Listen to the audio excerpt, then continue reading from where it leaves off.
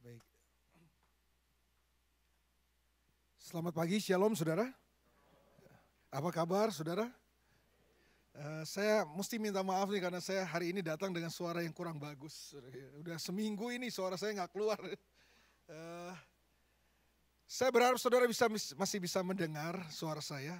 Mungkin sound system saya minta bantu untuk bisa lebih volumenya bisa lebih dinaikkan supaya saya nggak terlalu teriak nih. Dari minggu yang lalu suara saya tiba-tiba hilang, saudaraku. Saya periksa ke dokter, katanya saya minggu yang lalu itu kena radang, lalu sudah menyentuh pita suara saya karena saya paksakan untuk berkhotbah. Saya berharap minggu ini sudah lebih baik, tapi ternyata puji Tuhan lah masih bisa keluar, saudaraku. Saudara, apakah saudara masih bisa mendengar suara saya? Puji Tuhan. Kalau saudara tidak bisa mendengar ya, berdoa banyak supaya Roh Kudus yang menjelaskan firman Tuhan ini. Terima kasih Pastor Wigan, Pastor Suranta, Pastor Budi di tempat ini yang telah memberi kehormatan ini. Selalu senang bisa kembali ke tempat ini untuk bisa bagikan sesuatu dari kebenaran firman Tuhan. Nah, pagi ini saya ingin membahas kepada saudara karena saya diberi tema tentang manusia rohani. Saudara, sepanjang bulan ini sedang membahas tentang Facing Your Giant. Nah, saya kebagian di manusia rohaninya, gitu kata Pastor Wigan. Saya nggak akan lari dari apa yang sudah diberikan kepada saya tentunya. Tapi kalau menurut saudara, apa yang saya sampaikan ini tidak ada kaitannya dengan apa yang sudah diberikan kepada saya percaya jemaat ini cukup cerdas untuk mengait-ngaitkannya. Jadi kalau tidak terkait, saudara yang mengait-ngaitkan aja ya. Baik, saya mungkin ingin mendahuluinya dengan ini, saudaraku. Bahwa manusia itu sebenarnya kan terdiri dari roh, jiwa, dan tubuh. Saya ulang sekali lagi, manusia itu adalah roh, jiwa, dan tubuh. Walaupun ada beberapa aliran atau pandangan kekristenan yang berbeda memang. Ada yang dikotomi, ada yang trikotomi. Kalau saya meyakini yang trikotomi, roh, jiwa, dan tubuh. Ada saudara-saudara kita yang meyakini bukan trikotomi, tapi dikotomi, roh dan jiwa mereka satukan. Lalu yang satunya adalah tubuh. Saya enggak. Mengapa? Karena saya mengacu pada apa yang Alkitab katakan di dalam 1 Tesalonika pasal yang kelima ayat yang 23 bilang bahwa Tuhan akan memelihara roh, jiwa, dan tubuh kita. Dan di situ dikatakan ada roh, jiwa, dan tubuh. Jadi saya meyakini bahwa manusia itu adalah roh, jiwa, dan tubuh. Apa itu manusia? Manusia adalah roh yang memiliki jiwa dan menempati tubuh. Itu menurut saya itu pengertian yang pas tentang manusia. Manusia itu bukan tubuh yang memiliki jiwa dan roh. Menurut saya enggak. Manusia itu lebih tepatnya adalah roh yang memiliki jiwa dan menempati tubuh. Manusia bukan tubuh yang memiliki jiwa dan roh, bukan. Tapi manusia adalah roh yang memiliki jiwa dan menempati tubuh. Itu sebabnya kalau manusia itu adalah roh yang memiliki jiwa dan menempati tubuh, yang paling penting itu bukan tubuh kita sebenarnya. Yang paling penting itu adalah roh kita. Sampai di sini bisa mengikuti saya enggak? Oke, itu sebabnya waktu kita mati nanti, tubuh kita akan hancur. Tapi yang kekal itu apa? Roh dan jiwa kita. Nah sayangnya terbanyak kita cuma kasih perhatian kepada tubuh kita. Manusia yang di luar kita, manusia lari kita. Kita nggak sadar bahwa sebenarnya siapa kita yang sesungguhnya itu adalah apa yang ada di dalam kita. Roh kita, jiwa kita itu jauh lebih penting daripada apa yang ada di luar kita. Betul nggak sih saudara? Yang saudara lihat dari saya kan saya keren, ganteng. Itu kan yang saudara lihat aja yang di luar kan. Ada orang-orang yang bodinya maco, badan kayak aderai, body keren, tapi hidup ngaco. Banyak yang begitu, di sini nggak ada, di sini nggak ada. Kalau di sini semua membangun manusia roh, semua manusia rohani. Itu yang saya bilang bahwa kesalahan terbanyak dari kita adalah karena kita telah digiring dan dijebak dalam sistem dunia ini untuk lebih mengedepankan atau lebih mengutamakan dan memperhatikan apa yang kelihatan, apa yang ada di luar kita. Padahal sebenarnya manusia kita yang sesungguhnya itu apa yang ada di dalam saudara itu loh. Makanya kasih perhatian, bangun yang di dalam saudara jauh lebih penting daripada yang di luar saudara. Saya nggak bilang bahwa saudara nggak perlu jaga penampilan, nggak perlu jaga tubuh saudara. Saya nggak bilang begitu. Tapi yang saya mau beritahu, jangan sampai kita lebih memperhatikan dan mengutamakan hal-hal yang lahiriah, tubuh kita, penampilan kita. Tapi kita kurang membangun manusia yang di dalam kita. Nah, secara cepat saya ingin bahas ini kepada saudara. Apa yang ada dalam roh manusia? Harusnya dijelaskan dengan gambar. Roh manusia itu ada 3 fungsi, Pak. Di dalamnya ada hati nurani, ada fungsi hati nurani. Hati nurani adalah sesuatu yang Tuhan taruh dalam roh manusia. Itu moralitas Tuhan ditaruh di sana sehingga kita bisa membedakan mana yang baik, mana yang jahat, mana yang benar, mana yang salah, mana yang dari Tuhan, mana yang bukan dari Tuhan. Itu Tuhan taruhnya di hati nurani kita. Makanya orang kalau hati nuraninya sudah tidak berfungsi, tumpul, nggak tajam lagi, berat. Kita akan mengalami kesulitan untuk bisa membedakan mana yang dari Tuhan, mana yang bukan dari Tuhan. Jadi itu ada di dalam roh kita. Fungsi yang kedua dari roh adalah fungsi persekutuan. Ada fungsi hati nurani. Fungsi hati nurani itu untuk membedakan mana yang dari Tuhan, mana yang bukan dari Tuhan. Fungsi yang kedua adalah fungsi persekutuan. Saudara dan saya bersekutu dengan Tuhan, menyembah Tuhan itu lewat jalur roh. Kenapa? Karena Tuhan adalah roh, Allah adalah roh. Makanya Alkitab bilang barang siapa yang menyembah Dia harus menyembah Dia dalam roh dan kebenaran. Saudara perhatikan Yohanes pasal 4, itu bukan roh besar itu, roh kecil itu, roh kita itu. Yohanes 4 ayat 24 kan? Saatnya akan datang, sudah tiba Bapa mencari penyembah yang menyembah Bapa dalam roh dan kebenaran.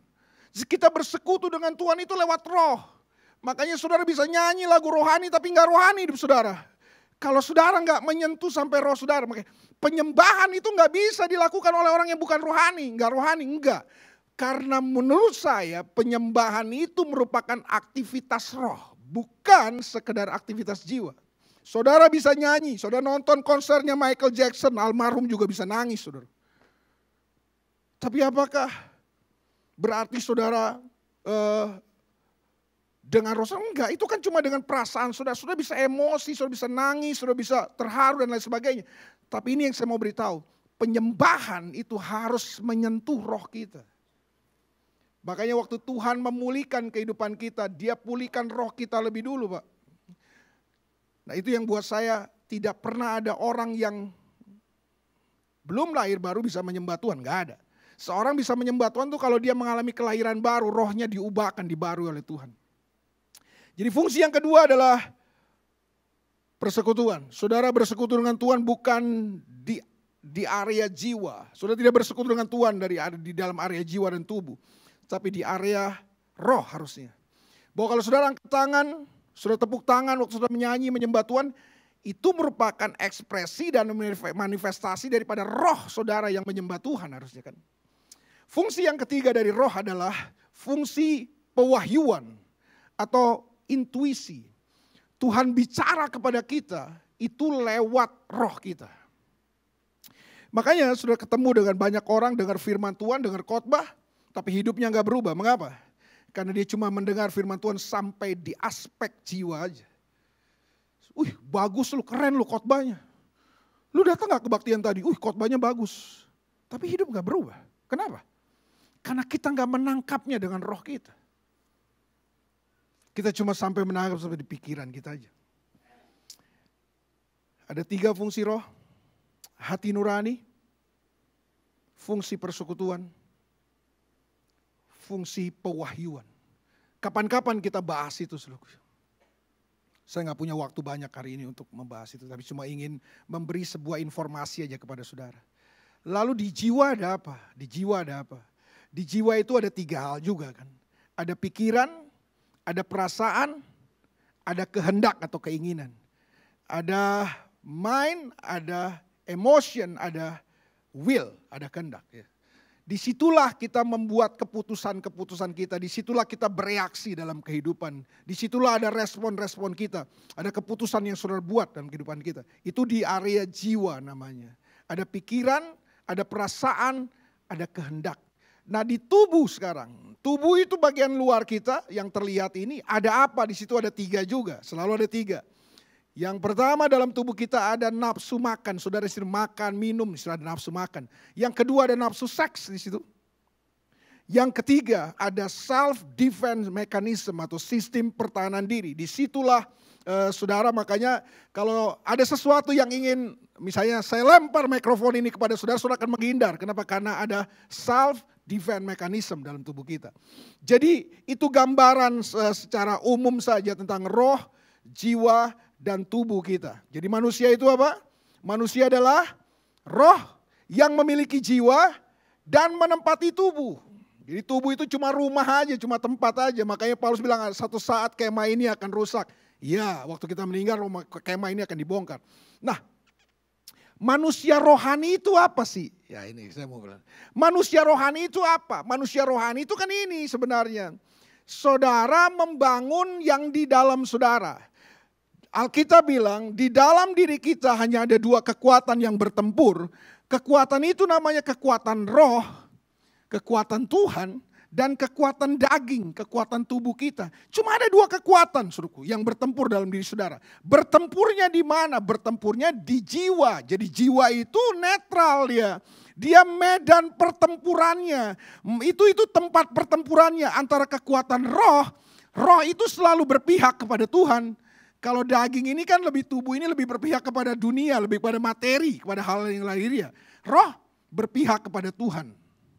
Nah, mana yang kuat antara kekuatan roh dan kekuatan daging dalam diri saudara, itu akan menentukannya kan. Siapa yang bisa memenangkan area pertempuran dalam hidup saudara, yaitu area jiwa saudara? Siapa? Kekuatan roh kah atau kekuatan daging dalam diri saudara? Jawabannya kan sederhana. Siapa yang paling kuat di antara keduanya? Kalau kekuatan roh yang kuat, kalau roh saudara kuat, maka roh saudara akan menguasai area jiwa saudara. Sehingga yang terjadi gini, tubuh saudara kekuatannya akan berhasil ditaklukkan.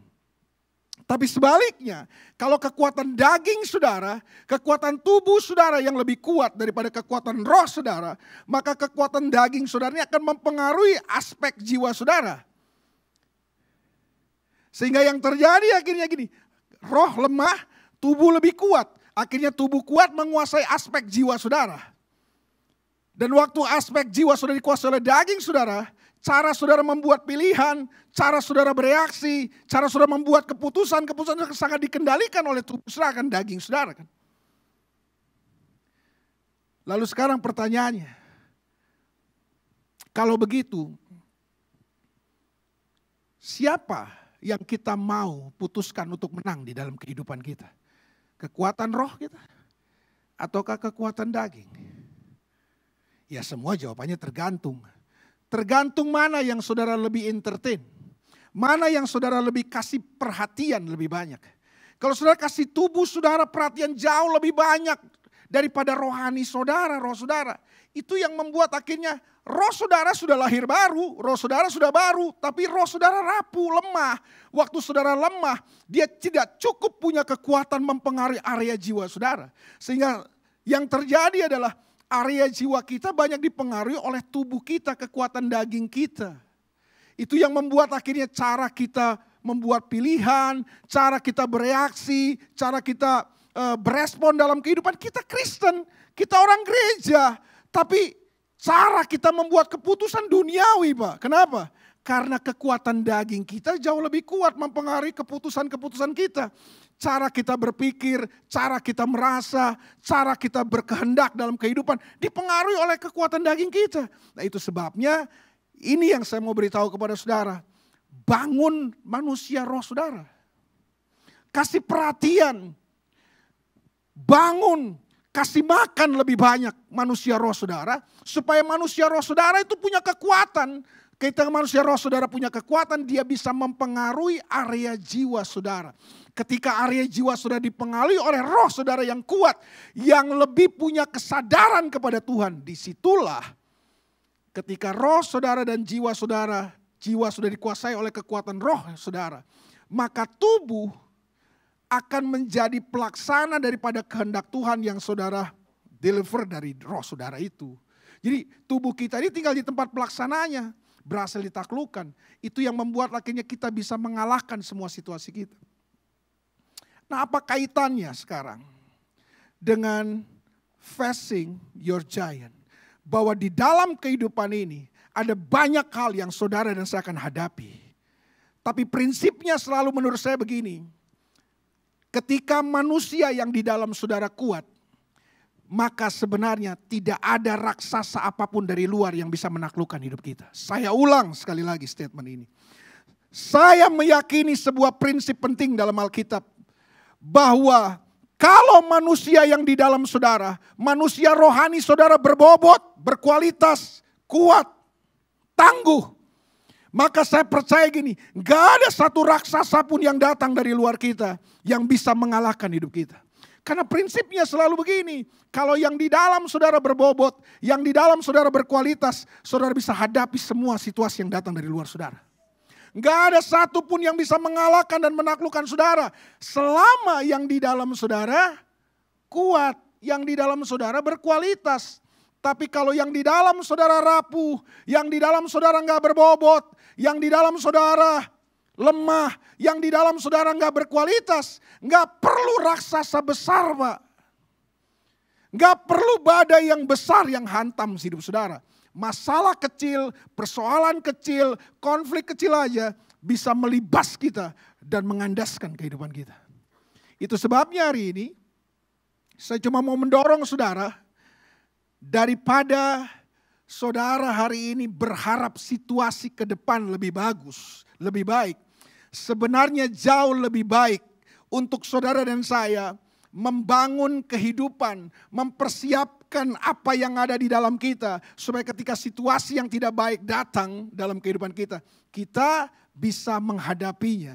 Kita bisa mengatasinya dengan respon yang benar, dengan reaksi yang benar, dengan pilihan yang benar, dengan keputusan yang benar dalam kehidupan kita. Terbanyak yang saya ketemu adalah orang Kristen berharap situasinya lebih baik. Jadi situasi di depan lebih baik. Dia berharap situasinya lebih baik. Dia berharap raksasa-raksasa akan tumbang dengan sini. Enggak. Saudara percaya Yesus, tidak percaya Yesus. Saudara gereja, tidak gereja. Masalah akan datang. Situasi tidak akan lebih baik. Raksasa-raksasa akan datang menghadang kita. Tapi ini prinsipnya. Kalau yang di dalam saudara berkualitas, saudara bisa hadapi semuanya. Tidak ada satu masalah pun yang bisa menaklukkan hidup saudara. Jadi yang paling penting tuh bangun yang di dalam, Pak. Ya saya gak larang saudara olahraga sih. Cuma kadang-kadang terbanyak kita gini loh. Kita habiskan waktu banyak. Kita habiskan uang kita banyak cuma untuk kesenangan, hobi, olahraga kita. Tapi kita jarang sekali memperhatikan manusia yang di dalam kita. Kita ini sudah agak terpengaruh sih dengan pepatah Latin yang dulu diajarkan kepada kita waktu kita di sekolah. Mens sana in corpore sano. Di dalam tubuh yang sehat terdapat jiwa yang kuat. Coba saudara renungkan. Apakah pepatah itu benar? Saya ulang. Saudara kayak belum tahu pepatah itu ya. Udah lupa saudara. Mens sana in corpore sano. Di dalam tubuh yang sehat terdapat. Coba pikirkan. Waktu saya pelajari Alkitab. Ternyata Alkitab nggak ngajarin begitu. Sangat bertolak belakang, berbeda banget dengan Alkitab. Yang saya ketemu di Alkitab, waktu jiwamu sehat, hidupmu kuat. Kurang amin. Ulang. Waktu jiwamu sehat, hidupmu kuat. Tubuhmu kuat, belum tentu jiwamu sehat. Dan kalau jiwamu nggak sehat, belum tentu hidupmu kuat. Percayalah saudara. Itu yang saya bilang. Ada banyak orang bodinya kayak Aderai. Kayak Arnold Schwarzenegger. Tapi waktu masalah datang, dia lari dari kenyataan hidup. Dia lari dari persoalan.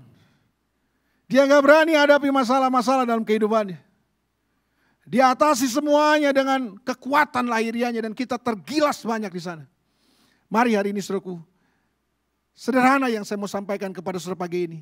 Bahwa yang di dalam saudara itu jauh lebih penting daripada yang di luar saudara. Kita sedang ada di era medsos.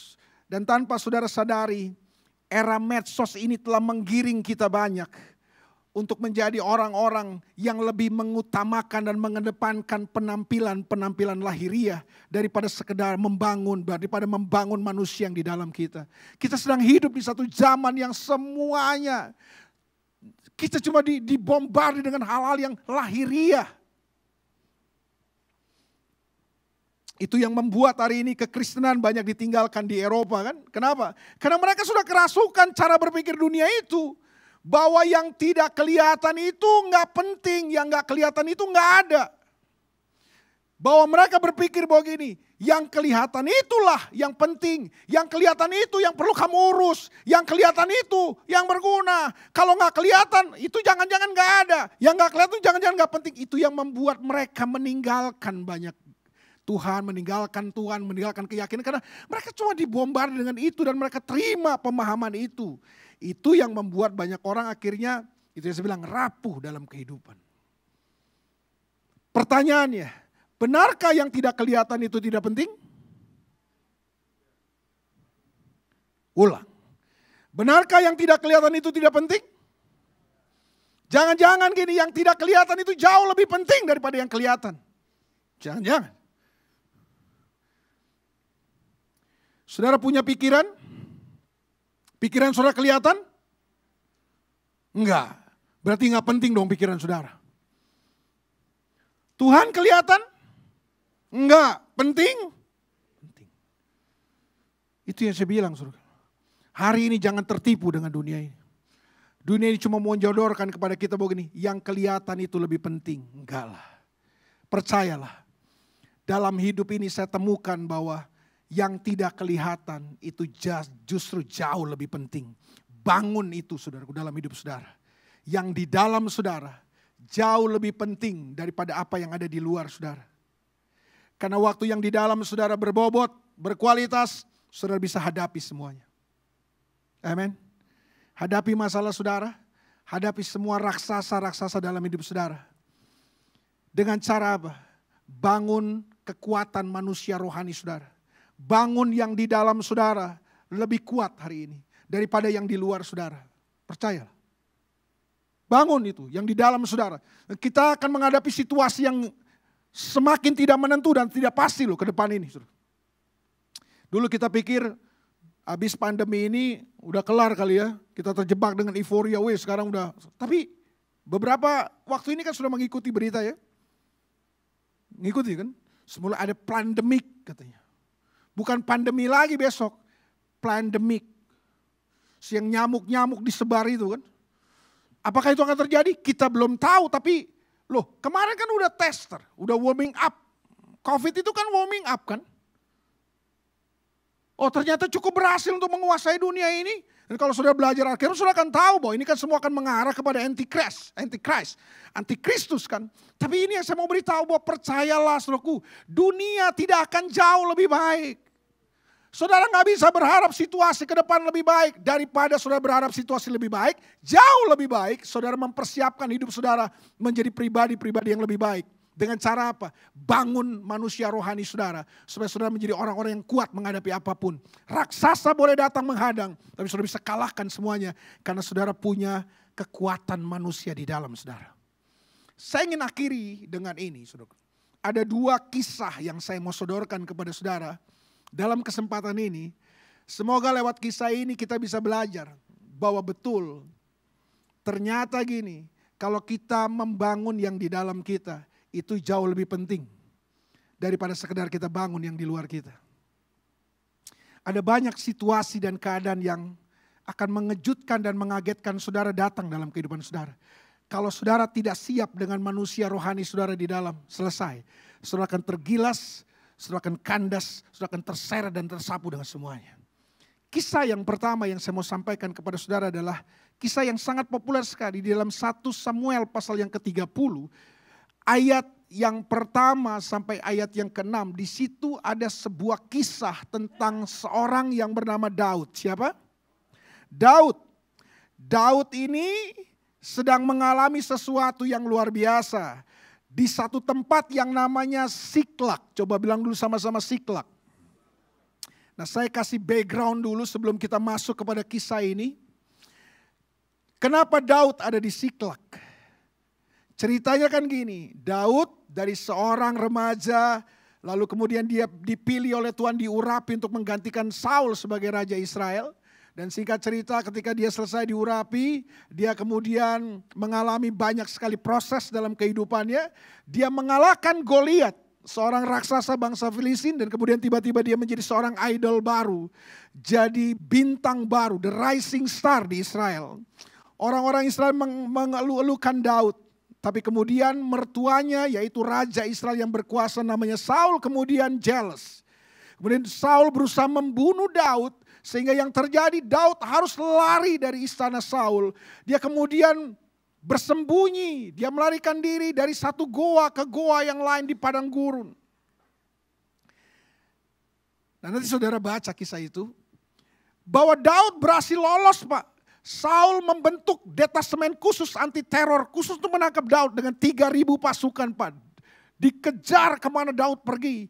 Dan Daud berhasil lolos dari hadangan, dari tangkapan, dari upaya pembunuhan yang dilakukan oleh Raja Saul dengan pasukannya. Itu karena apa sih? Tentu bukan karena Daud hebat kan. Kita sama-sama tahu dong ceritanya. Bahwa itu karena Tuhan yang tolong dia. Tapi kemudian suatu hari karena tekanan yang datang bertubi-tubi dalam kehidupan Daud. Kemudian Daud mulai berpikir, dia mulai dikuasai oleh ketakutan dalam pikirannya. Dia kemudian berkata begini dalam pikirannya. Hari ini gue lolos, hari ini saya lolos, tapi besok belum tentu. Kalau begini caranya, aku dikejar-kejar, hari ini luput, tapi besok belum tentu luput kan. Aku pasti mati juga satu hari. Itu sebabnya kemudian Daud mulai berpikir gini, jauh lebih baik kalau aku pergi ke orang Filistin. Aku minta perlindungan dengan Raja Filistin. Dan kemudian itulah yang dia putuskan dalam hidupnya. Daud kemudian minta suaka politik kepada seorang Raja Filistin yang bernama Achis. Dan sebagai kompensasinya, Daud dipekerjakan oleh Achis. Jadi sejak hari itu saudara bisa bayangkan seorang pahlawan Israel yang berhasil mengalahkan raksasa Filistin yang bernama Goliat. Sekarang jadi budaknya Raja Achis. Jadi pegawainya, jadi hambanya. Daud disuruh berperang, dia bantai semua orang suruhku. Dan sebagai upahnya, Raja Achis memberikan satu tempat yang namanya Siklag. Untuk Daud dan pasukannya tinggal di situ. Singkat cerita, nanti kalau saudara baca 1 Samuel pasal 30 sebelum 1 Samuel 30, ini latar belakang yang sedang terjadi. Ketika bangsa Filistin mau berperang dengan orang Israel. Ini bangsanya sendiri loh.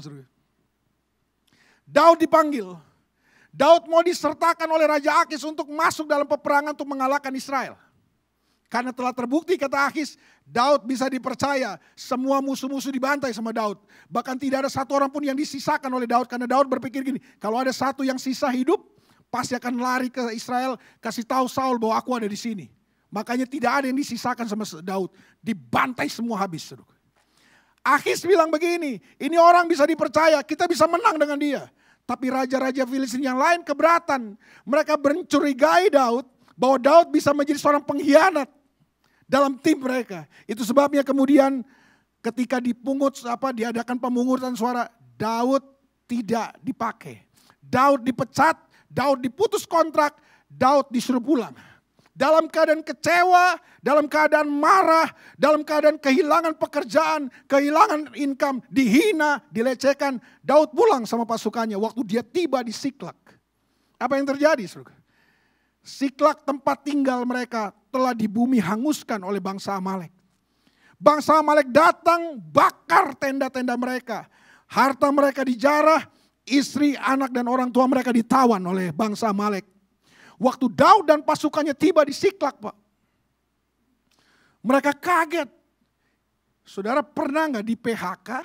Saudara baru ngalami di pekerjaan, waduh, bangkrut, diputus pekerjaan, kehilangan income, kecewa, frustasi, tiba-tiba datang ke rumah, lihat rumah habis, Pak.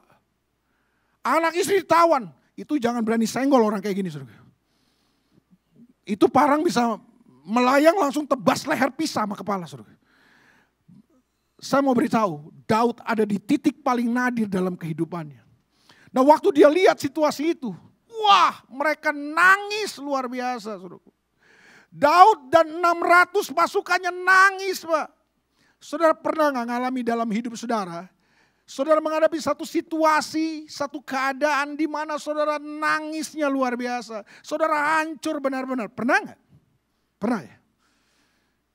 Tapi saya mau beritahu gini, kalau saudara masih bisa nangis itu masih bagus. Daud Alkitab bilang udah gak sanggup nangis lagi Pak. Air mata so kering, orang Manado bilang. So habis air mata. Udah gak ada air mata lagi yang bisa ditumpahkan. Kering Pak. Waktu itu 600 pasukannya waktu lihat keadaan gini. Bukan begini bilang sama Daud. Oke Daud, kita kejar mereka. Enggak. Pasukannya karena udah frustasi, kecewa, anak buah Daud bilang gini. Ini semua karena salah kamu Daud. Jadi Daud dipersalahkan Pak. Lihat ya, orang kalau dalam keadaan situasi kayak gitu kan udah gak ada yang bisa disalahin kan. Istri mau disalahin udah gak ada, orang istri udah ditawan. Mau salahin mertua juga gak bisa, mertua udah ditawan. Mau salahin siapa? Daud lah yang disalahin. Mereka bilang semua ini karena kamu Daud. Wah Daud dipersalahkan Pak. Itu kalau menurut saya Daud sudah terpojok kayak petinju sudah terpojok di ring. Apalagi istilahnya. Itu seperti dia ada di titik nadir kehidupan. Apalagi istilahnya itu. Dia seperti telur di ujung tanduk. Dia seperti apa? Di pinggir jurang. Daud keadaannya udah kayak gitu tuh. 600 orang anak buahnya itu sudah ambil batu Pak. Mau lempar Daud dengan batu. Saudara bisa bayangkan kalau 600 batu mampir di wajah Daud. Tuh bonyok Pak. Bonyok. Daud menghadapi sebuah situasi yang menurut saya nggak main-main. Dia sedang menghadapi sebuah raksasa besar dalam kehidupannya. Coba kita lihat ya. Ayat yang ke-6. 1 Samuel pasal 30 ayat yang ke-6. Ini yang dilakukan Daud. Dan Daud sangat terjepit. Karena rakyat mengatakan hendak melempari dia dengan batu. Seluruh rakyat itu telah pedih hati masing-masing karena anaknya laki-laki dan perempuan. Jadi ini rakyatnya sendiri, anak buahnya sendiri sudah mau ambil batu lempar Daud Pak. Daud terjepit, sangat terjepit, terpojok. Udah gak ada apa-apa lagi. Tapi ada sebuah kalimat powerful di akhir ayat 6. Saya suka kalimat ini. Ayat ini bilang gini. Tetapi Daud menguatkan kepercayaannya kepada Tuhan Allah. Waktu di saat-saat seperti itu Pak. Di saat-saat yang sangat terpuruk, sangat kritis dalam kehidupan Daud. Daud gak lakukan apa-apa. Yang dia lakukan apa? Dia menguatkan. Menguatkan apa? Bukan menguatkan yang di luar Pak. Dia menguatkan imannya. Dia menguatkan kepercayaannya. Dia menguatkan kerohaniannya. Spiritualitasnya dia bangun Pak. Karena Daud sadar bahwa situasi ini gak bisa dia hadapi. Hanya dengan kekuatan di luar. Enggak. Daud tahu percuma dia bangun kekuatan di luar dalam situasi kayak gini. Daud ngerti sekarang. Nanti kalau sudah baca dari 1 Samuel 27 sampai 30, sampai pasal 30. Sudah gak akan ketemu Daud datang sama Tuhan cuma di pasal ini. Untuk pertama kali dalam kehidupan Daud dari pasal 27 sampai pasal 30.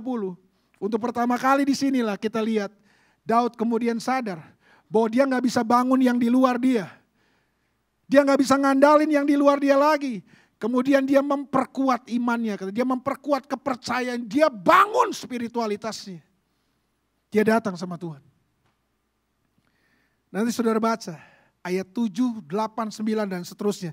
Kita gak punya waktu untuk bacanya. Tapi saudara baca aja di rumah. Tiba-tiba ini yang menakjubkan.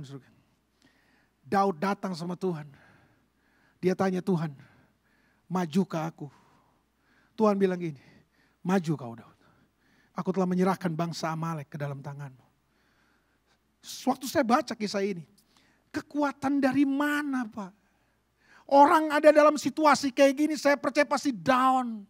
Pasti Gak cukup punya kekuatan. Dari mana kekuatannya? Tapi ini yang terjadi waktu Daud bangun yang di dalamnya. Waktu Daud bangun spiritualitasnya di hadapan Tuhan. Tiba-tiba kemudian gini, Daud punya kekuatan. Dia kejar saudaraku bangsa Amalek. 3 hari dia gak makan loh. Ini udah 3 hari gak makan Pak. Tapi Daud punya kekuatan sampai 200 orang yang mengikuti dia Pak. Nyerah Pak, kenapa? Udah lelah dia. Udah kehabisan tenaga dan kekuatan. 3 hari gak makan Pak.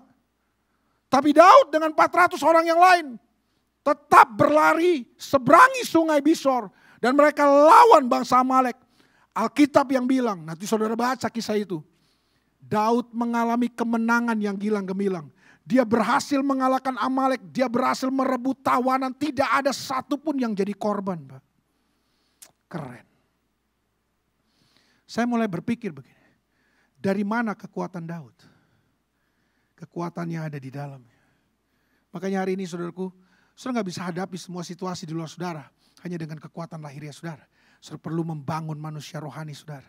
Waktu manusia rohani saudara kuat, hidupmu pasti kuat. Amen. Kisah yang terakhir.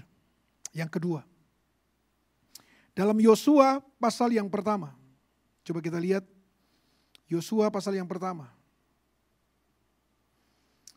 Tentu ini adalah kisah yang saudara juga tahu tentang seorang pemimpin yang bernama Yosua menggantikan pemimpin yang terdahulu namanya Musa. Seorang pemimpin hebat, pemimpin karismatik, pemimpin yang luar biasa. Musa dengan tongkatnya, itu dilihat sama Yosua kok. Musa angkat tongkat, seluruh tanah Mesir gelap gulita. Musa sentuh laut Teberau, Teberau terbelah. Musa sentuh sungai Nil berubah jadi darah. Itu Yosua menyaksikan Pak. Jadi ini bukan pemimpin kaleng-kaleng Musa ini. Nah Yosua harus menggantikan pemimpin hebat ini. Wah, Yosua ciut Pak. Tapi ini yang Tuhan bilang. Yosua pasal 1 ayat 1. Sesudah Musa hamba Tuhan itu mati, berfirmanlah Tuhan kepada Yosua bin Nun, abdi Musa itu demikian. Hambaku Musa telah mati, sebab itu bersiaplah sekarang, seberangilah sungai Yordan ini, engkau dan seluruh bangsa ini menuju negeri yang akan kuberikan kepada mereka, kepada orang Israel itu. Setiap tempat yang diinjak akan diinjak oleh telapak kakimu, kuberikan kepadamu. Seperti yang telah kujanjikan kepada Musa.